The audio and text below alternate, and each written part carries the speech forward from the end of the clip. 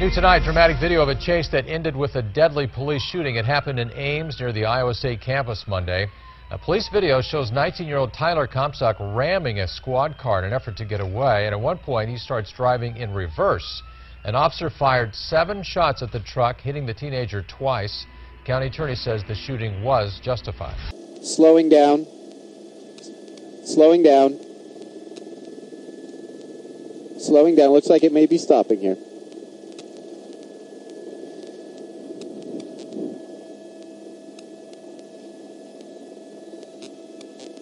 And he's off again.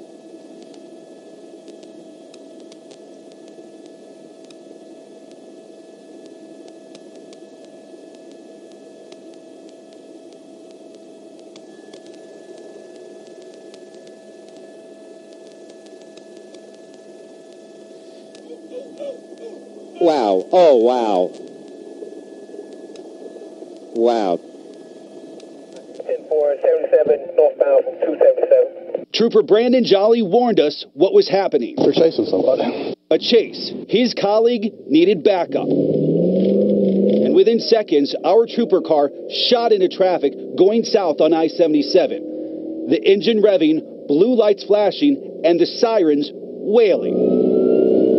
We quickly found ourselves in the middle of a news story and did what reporters do, tried to get answers. He's got the car stopped. The guy won't get out of the car, so they're going to perform a felony stop on him if and when we get there. As we rushed towards Uptown, we reached speeds beyond 110 miles an hour.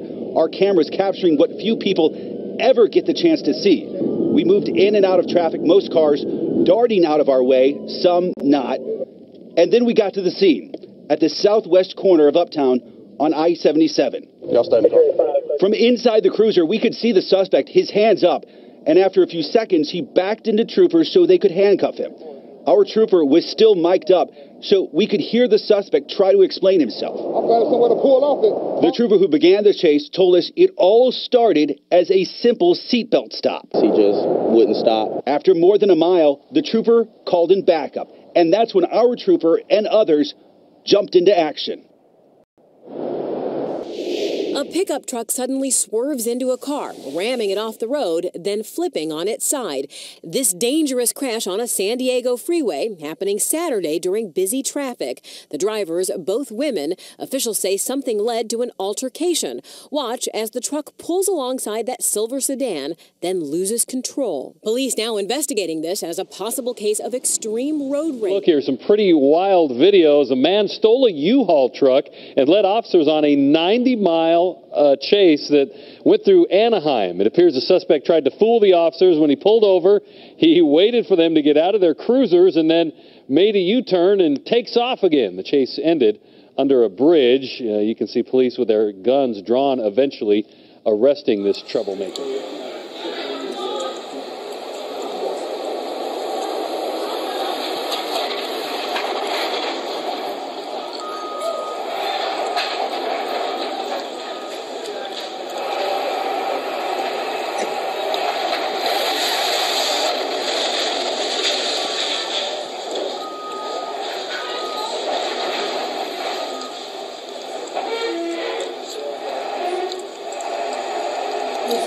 Herman, you still in here?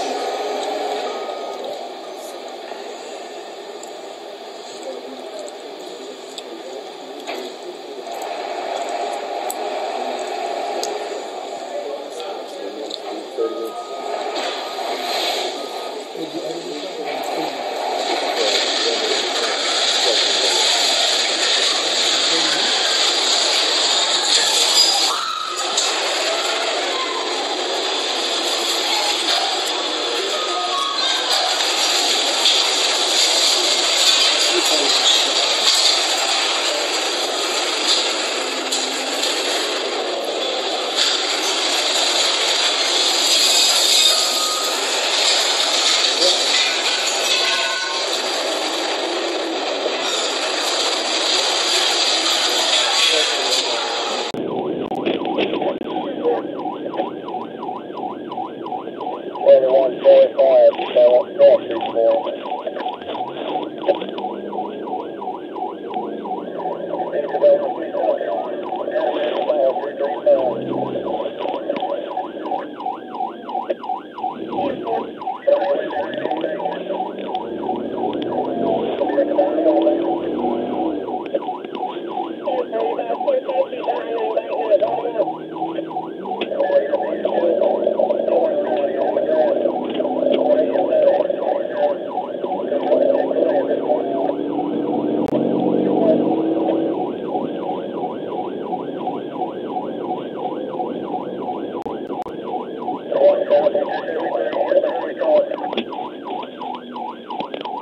Charlie 5 Bravo, just took a right on the park, headed towards 74.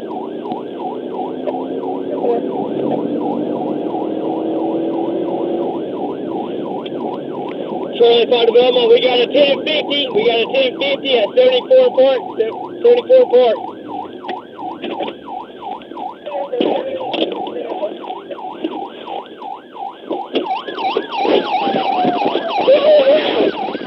West 86th Street last night near 65. 24-hour News 8's Walter Allen has been working to get new information on this story overnight.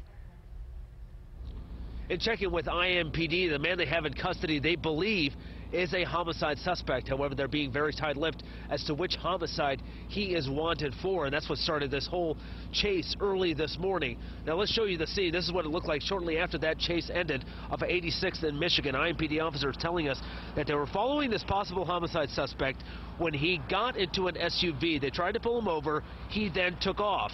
The chase reached speeds of more than 100 miles per hour. The suspect then crashed into a wooded area near 86th in Michigan. Officers say he either climbed out or was thrown out. The suspect led officers on a short foot chase into a nearby neighborhood where he was arrested. IMPD says that with the help of different agencies, this went as smoothly as it could. No one was hurt, and the suspect is in custody. The uniformed officers did a fabulous job. They were advising people to stay in. We were trying to get K-9 up here. Henry County Sheriff's Department was en route to help. IMPD says that they possibly found a weapon in the car. Again, no shots were fired in this chase. IMPD says again that this is a homicide suspect. However, they have not charged him in any homicide cases. They're waiting for detectives to get in to try to pinpoint if this is in fact their guy. Hey there, good morning, Sean. It all started about 1.5 miles west of here near Roosevelt and Homan late last night. Police say they tried to pull over a 23-year-old driver for using an alley as a through street. Now, at that point, the driver sped off and crashed his car into this area at Western and Roosevelt, and you can see all the debris that really just took out a CTA bus shelter. They've had to move the bus shelter, the shelter that was once there, as you can tell, now gone. Now, the 2 adults and 2 children that were in that vehicle hit by the truck driver, a 28-year-old woman, a 35-year-old man, and that little 1-year-old boy and a 2-year-old little girl. Now, they were all taken to Mount Sinai Hospital. The man and 2 kids in good condition. They are expected to be treated and released. That 23-year-old driver of the truck that fled from police was arrested at the scene, and he wasn't injured. Police also found a gun in his vehicle, and charges are pending. We're live from Western and Roosevelt. Sarah Jindra, WGN News. Quick warning, we are going to show you the explosion once again that happened just a few minutes ago. We've queued up the videotape. The house was on fire. And then this.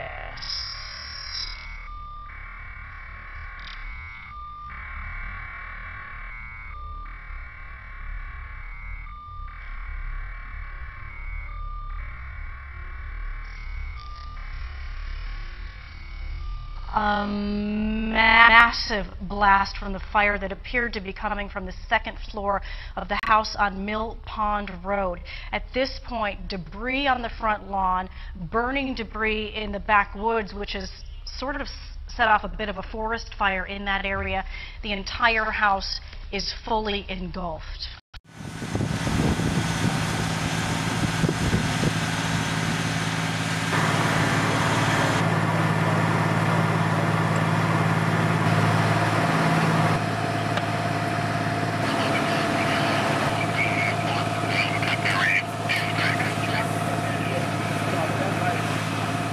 Breaking news we've been following since 4 o'clock.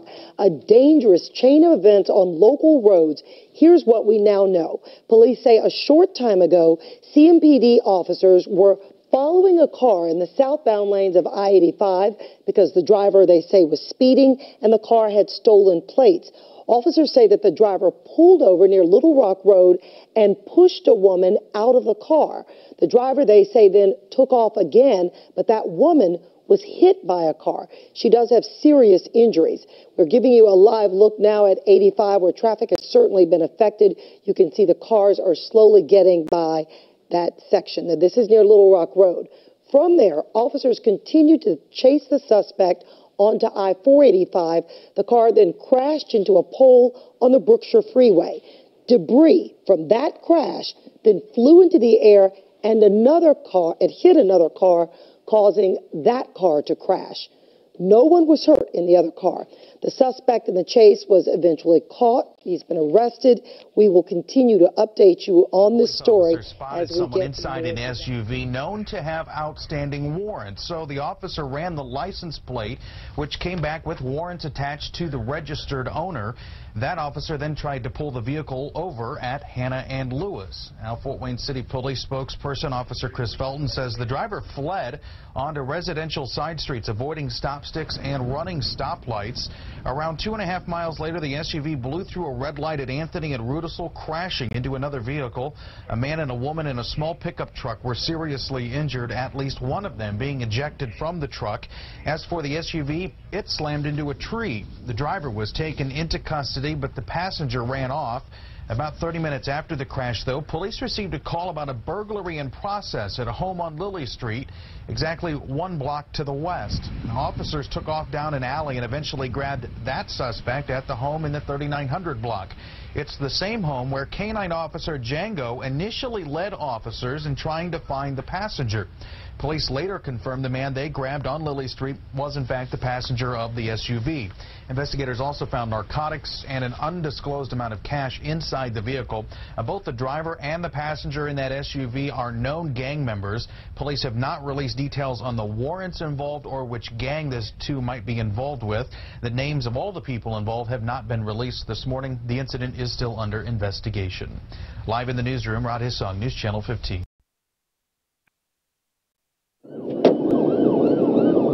This is the kind of dash cam video we usually see, police chases and general mayhem, which makes this dash cam video remarkable and unforgettable.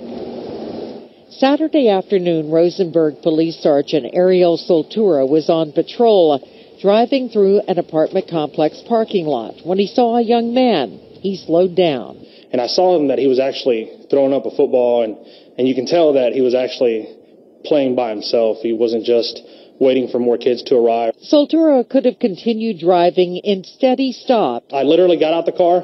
I did like this, which I think is the universal sign of throw me the football. And at that time, you saw that his face just lit up, and he was ready to play. And so they did. Two men, as Soltura says, playing football on a perfect day. Rosenberg PD posted it on Facebook. Hours later, it had about 250,000 views. Truth be told, Soltura says it's part of the department's emphasis on community policing, not as adversaries, but as neighbors. And what was captured on this dashcam video has gone viral in a good way. It's important because we all live in this world together. We all make an impact in this world, and I think that it's important that we all put in our little bit and make it a better place. On this day, in this place, you could say that's what happened. All because of a kid with a football without anyone to throw it to until a police officer arrived and threw it long. If we see that kid kicking the can, they want us to go out there and replace that can with the ball. And therefore, at that moment, hopefully we've made an impact on these kids' futures, on the rest of their lives. A wild afternoon for investigators on the hunt for 4 people accused of several break-ins. It all started in the area around Tuckasegee and State Street, North Charlotte, and ended near Colony Acres Drive Way with 1 arrest. NBC Charlotte reporter Michelle Bowden is on scene for us right now and joins us live with... Hey, Dion, all 4 suspects now in custody, but they did not make it easy on police. Guns drawn. police swarmed the Colony Acres neighborhood. A ton of them, and they were on the speaker telling them that they needed to surrender and come out. And then we seen the dogs. They released the dogs into the house. They were looking for the man that jumped and ran from this wrecked SUV, ditched at the end of a short police chase that started after police say witnesses called in about 4 men who'd just broken into a house nearby. We're also investigating the possibility that shots were fired by the suspects during the pursuit. We know no one was hit, no one was injured, no return fire was initiated. In all, police arrested 4 men as neighbors watched. One of the men reportedly lives here in the neighborhood. It's kind of weird because it's a calm neighborhood. Makes you not feel safe knowing that people like that are running around. Nearby Nations Ford Elementary was briefly on lockdown, about an hour or so. Of course, that was lifted once all 4 suspects were in custody. Reporting live now from Southwest Charlotte, Michelle Bowden, NBC Charlotte. A wild chase starts in Bellevue but ends with the driver bailing out in Omaha. And no arrests yet in this case, but officers have a good lead. It started shortly before 11 last night in Bellevue near Fort Crook and Chandler. Officers chased the driver to 10th and Frederick in Omaha, where the driver jumped and ran. Police know who owns the car. They tell us the owner's son has a warrant out for his arrest and a history of burglary. Police found marijuana and a switchblade in the car. This also interested them, an airsoft gun that looks a lot like a real one. Well, Dave, I just had a chance to talk to police, and they tell me those 2 suspects that were inside that van right now are still being interviewed by robbery detectives after leading police on a high-speed chase across Charlotte for close to 20 minutes. Here's the dramatic ending. You can see this silver minivan crashed into a fire hydrant in this industrial park, lost a tire, bringing the chase to a halt. A man inside, armed with a gun, got out and ran, but officers quickly arrested him and his female passenger. Police spotted the van off West Boulevard and Behringer Drive, ran the tags, and it came back stolen. Officers believe it is likely the same minivan that was carjacked from a woman at this apartment complex in the university area just after midnight. We spoke to that victim but agreed not to release her identity. I was just pulling into the parking spot, getting out of my car, about to walk into my home, and I don't know, someone came up from behind me, started shouting, give me your keys. They pointed a gun at my face. And we do expect that man and woman that were involved in that alleged incident tonight will be charged and booked sometime tonight here in the Mecklenburg County Jail. As soon as that happens, we will let you know. Reporting live from the WCNC Mobile Newsroom in Uptown, I'm Melissa Martin. This morning, the driver who led police on a high-speed chase is facing some serious charges this morning. Our camera was on the scene after that chase ended in a crash on Furwood Lane near Scaly Bark Road in Southwest Charlotte. Now, Highway Patrol says 24-year-old Brenton Dion Woodson was going 90 miles an hour in a 55 on I-77. He did not pull over. They say he eventually hit a car and ran into the Southgate Apartments where he was tased by police. Woodson is charged with DWI and reckless driving. Police arrested a suspect in a break-in at a Northwest Side bar this morning. Police were alerted to a burglary at Memories Bar and Grill in the 7800 block of North Michigan Road shortly before 5 a.m. Police chased the suspect, who spun out around West 56th and Ditch Road. Suspect took off on foot, but police caught him a few blocks from there. Officers say they recovered a wad of cash believed taken in that burglary. It got crazy, weaving in and out of traffic, putting people's lives at risk. Well, a family visiting San Antonio has an experience they'll never forget after they say a man takes off in their car, leading them on a high-pursuit chase.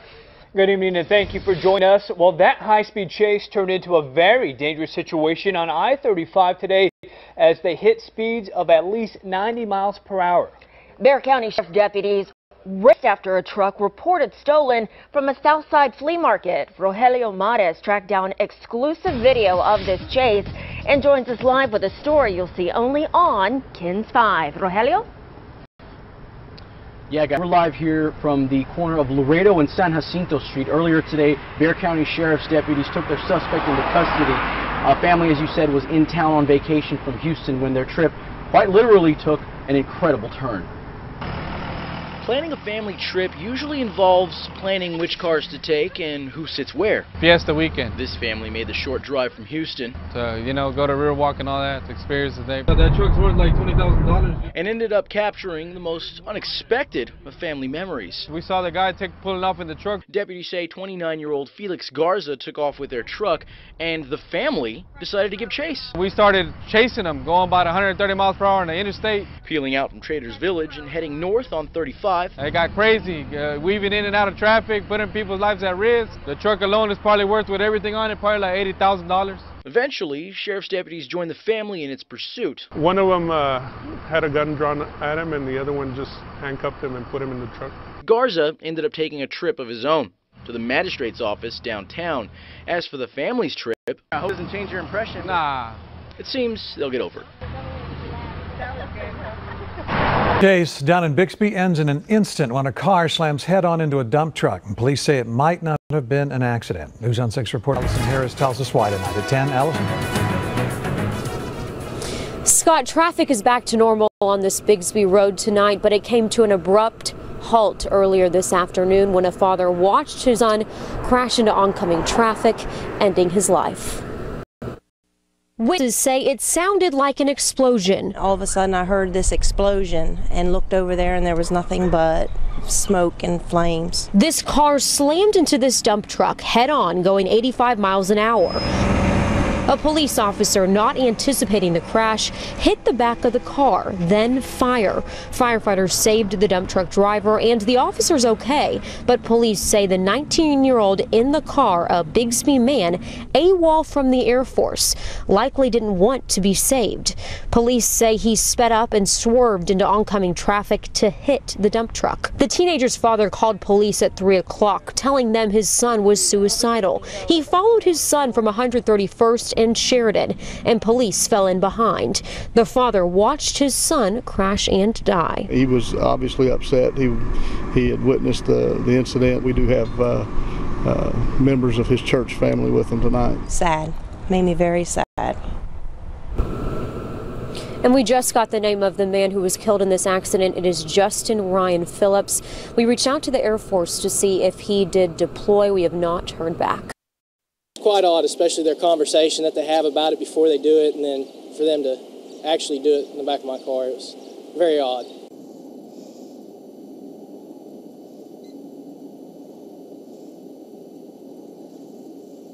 I figured he might take my place. All right, guys.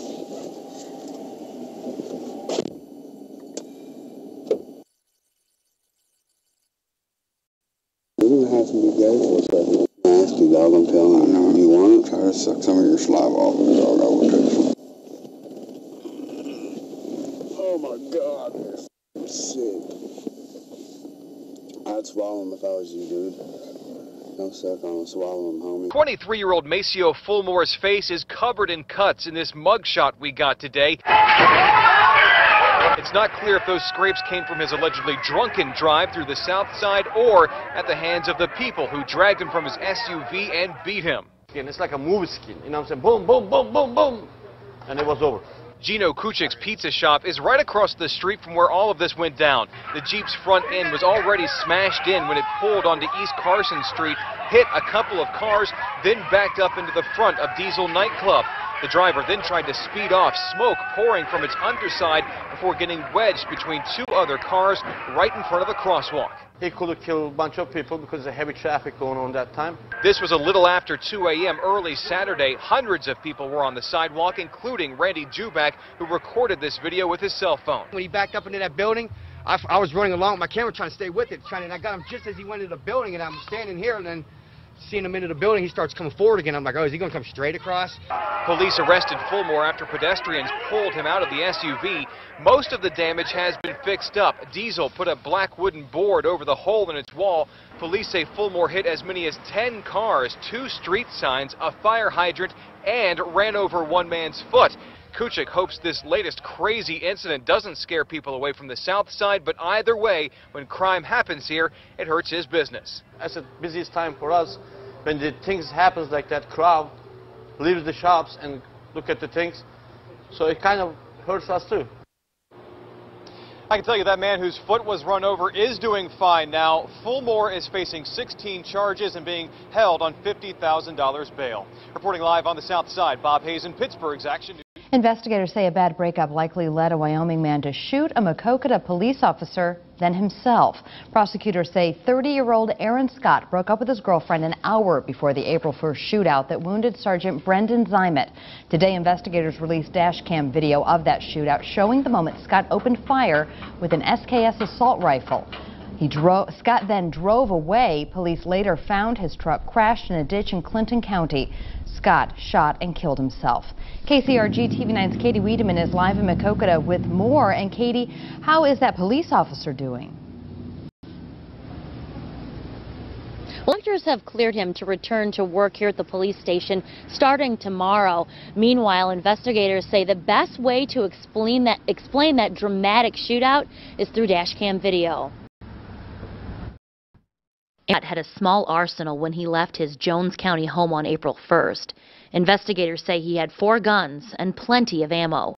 We did know based on the note that he left his house that at some point in time he planned to die. After noticing Scott's truck parked the wrong way on West Grove Street, Sergeant Zimet pulled over to check on him. That's when Scott opened his door and stepped out. It's not until Sergeant Zimet gets closer, about 5 to 8 feet away, and he actually kind of clears the door, that sees Aaron Scott holding the assault rifle. Zimet grabbed his gun and admits firing the first shot. Then Scott unloads with his assault rifle, firing up to 19 shots. Debris falls as bullets hit the squad car. One bullet hit Zimet in the forearm. He actually falls behind his squad car as Aaron Scott continues to spray and fire bullets his direction. Finally, Scott jumps back in his vehicle and speeds away. Despite a history of mental illness, alcohol abuse, and accidentally shooting a friend in 2007, Scott was a registered gun owner. Scott did have a valid permit from Jones County to have a firearm, a concealed firearm. And so based on the criteria set forth in Iowa, he was not precluded from that. Investigators say Zimet was justified in firing those first shots. Now Maquoketa police say it's time to move on. I also want to keep in mind that the Scott family also had a tragedy that night, and we, as a department, give our sympathies to them also. Now, investigators say a family friend told them Scott often talked about how he hated the Maquoketa Police Department, but police here say they had very few prior dealings with Scott before all of this happened. He did, however, spend some time in the Jackson County Jail, which is here in Maquoketa. Live in Maquoketa, Katie Wiedemann, KCRG TV 9 News.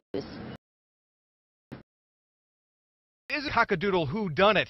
Witnesses say they saw 2 men and a woman stop in front of the store close to 3 o'clock Saturday morning and throw the fiberglass fowl, which cost $2,000, into the back of a truck. As you might imagine, it wasn't hard for police to track down the cock thieves. After 3 in the morning, this guy's going down the highway with a 12-foot rooster. Like, really? He must have thought everybody was in bed. Charleroi police tell us they tried to stop the truck, but the driver kept going, getting close to 60 miles per hour until the rooster finally bounced out of the truck onto the road. Investigators say they could tell who the driver was. He's identified as 30-year-old Brody Nichols. They said he was smiling and laughing, so, you know, I don't know what he thought he was going to do with it. Police say after the truck stopped, Nichols ran into some woods and escaped. Charges were filed against him tonight, but he hasn't been caught yet. Police say that suspect, Brody Nichols, will face a long list of charges, including aggravated assault, trespassing.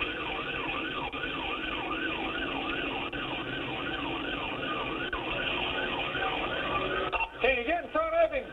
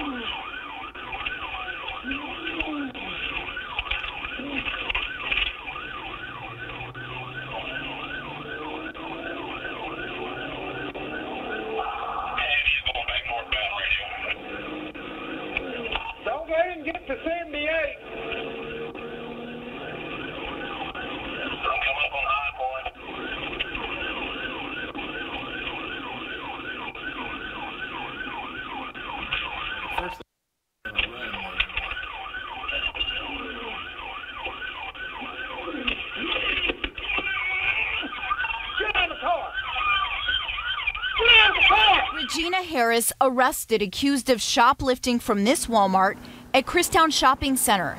Police say when Walmart workers tried to stop her on the way out, she bit one of them, ran into her car, and took off, going so fast. Police decided not to chase her, fearing it would put other drivers at risk. Police next spotted Harris at 7th Street and I-10. They tried to pull her over, and she did stop, but then she took off again, going south on 7th Street. When she hit McKinley, police say she started going the wrong way in traffic and hit a car, and then she started going east all the way down to 16th Street. Police say that's where she tried to hide her car in a parking lot here, right off of 16th Street and I-10. When police tried to arrest Harris, they say she put the car in reverse and backed into an officer, knocking him over onto the ground. He was able to get out of the way, and investigators say Harris then backed her car into a police SUV with 2 other officers sitting inside. In her first appearance before a judge, Harris had quite a bit to say. I have to have a bond to get out. You certainly do. You know what? This is untrue. I did not assault a police officer. You'll have an opportunity to talk to your attorney about what did or did not. Your Honor, I do work. I have a job, and I have a child at home. Step to the clerk. And thankfully, no one was seriously hurt. The officer did have some scratches. Harris is being held on a $15,000 bond, and she is facing shoplifting, child abuse, and aggravated assault on a police officer charges. I'm Mia Garcia, Fox 10 News. Sharon News 4 is also tracking new developments in a cross-state police chase that all began with a murder in the Metro East. Tonight, the major case squad is identifying the victim as 43-year-old Kenneth Deal. Officers tell us he was found shot near 3rd and Washington in Madison, Illinois. Officers chased a red getaway car into North St. Louis as shots were being fired at them, but police eventually lost track of the car. They're still searching for the killer.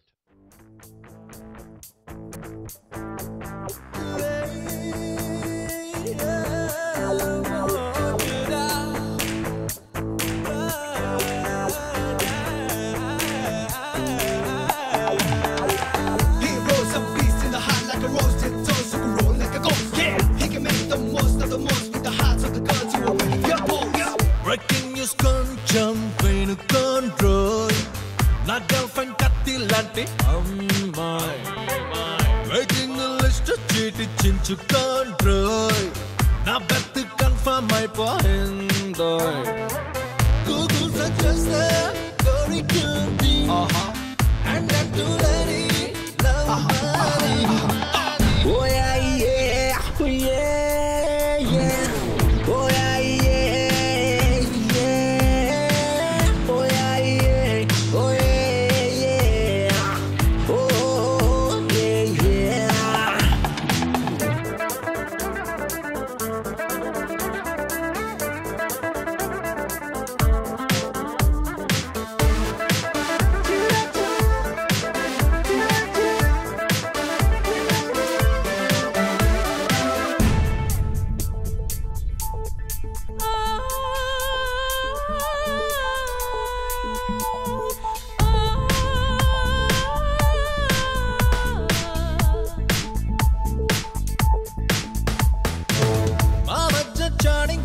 చాటింపేసి పోటీ పడవా చీటాట్లు ఆకుట్లు ఫేస్బుక్లు ఆ మాటల network కోసం వేలం పాటకు వెంటే పడవా టాటాలు పడ్డాగ్లు సర్జీలు కాయ్ కాయ్ రాజకాయ్ నా ప్రేమ నోడించేదవరో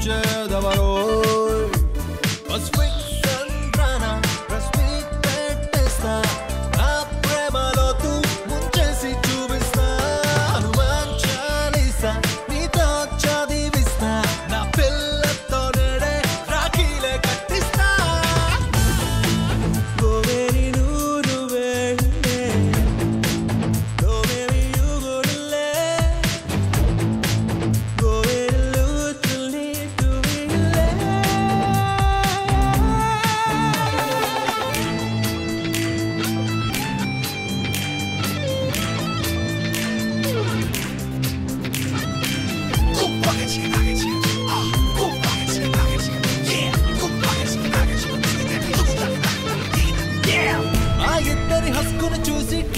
కోసం రోజు రారా అజేలు విజేలు అంకన్లు మా నవ్వులు క్యాప్చర్ చేసి పోస్టర్ వేసి పేస్ట్ మేరా క్లోజప్లు కోల్గేట్లు ప్రామిస్లు టాయ్ టాయ్ టాయ్ టాయ్ నా ప్రేమ బ్యాక్గ్రౌండ్ స్కోర్ వినోడి పరి పాపరే స్టిక్కర్ బాటిల్ పై స్టిక్కర్ పీకేస్తా తన పేరంటించి దర్జాగా